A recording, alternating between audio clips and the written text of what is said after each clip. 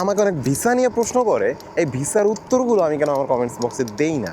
এর সব থেকে বড় কারণ হলো আমি এসব ব্যাপারে কাজ করি না বা এইসব ব্যাপারে আমার আইডিয়া নেই।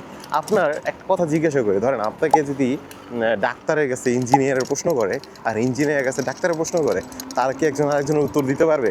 না, অবশ্যই এটা পসিবল হয় না। এর সব থেকে বড় কারণটা কি জানেন? যে তারা এক এক বিষয়ে তারা অভিজ্ঞ। সো আমি একদম সিম্পল একজন সাধারণ মানুষ আপনাদের মতো।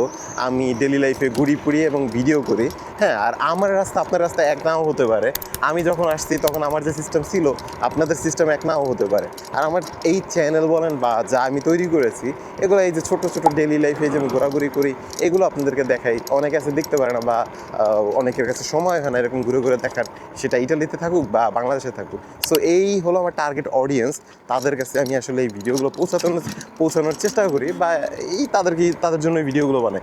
এই সম্বন্ধে যদি জিজ্ঞাসা করেন ঘোরাঘুরি জায়গার সম্বন্ধে নিয়ে, তাহলে অবশ্যই সবসময় উত্তর দিতে পারবো। কিন্তু আপনারা যদি আমাকে বিশেষ করে ভিসা নিয়ে প্রশ্ন করেন, তাহলে দুঃখিত ভাই, আমি কারো প্রশ্নের উত্তর দিতে পারবো না, কারণ ওই বিষয়ে আমি এক্সপার্টই না। আমি ওই বিষয়ে আসলেই এক্সপার্ট না। সো আমি যদি নিজে এক্সপার্ট না থাকি, আপনাকে কী করে উত্তর দেবো বলেন?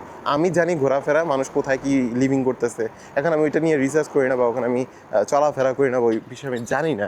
তো আপনারা যদি আমাকে ভিসা নিয়ে প্রশ্ন করেন, ভাই এরকম ভিসা কীভাবে পাওয়া যাবে, কীভাবে কী করা যাবে, আমি এটার উত্তর কী করে দেবো বলেন ভাই? আমার জানাই নেই ওগুলো।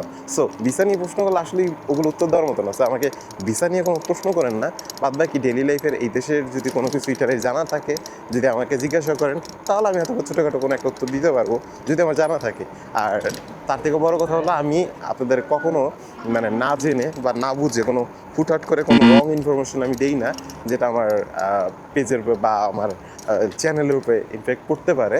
ঠিক আছে, মানুষ আমাকে খারাপ কথা বলতে পারে, এমন ধরনের কোনো কাজ আমি করি না আসলে।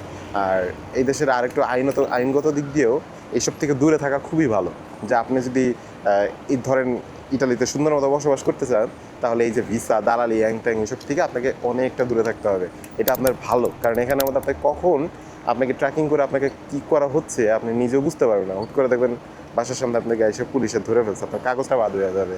সো এইসব থেকে আমি দূরে থাকি। অনেক দালাল ছিল বড় বড়, তারা আজকে মনে করেন রাস্তায় ঘুরতেছে বা তাদের সর্বোচ্চ শেষ হয়ে যেয়ে তাদের মানে ফিউচারই শেষ হয়ে গেছে ইটালিতে, এমন আমার দেখা অনেক লোক আছে। সো আমি ওইসবের ঝামেলাও পড়তে চাই না, নিজেকে জড়াতেও চাই না। সো এই জন্য ভিসা বিষয়ে কোনো প্রশ্ন থাকলে বা কোনো কথাবার্তা থাকলে আই এম সরি ভাই, এইসব ব্যাপারে আমি উত্তর দিতে পারবো না।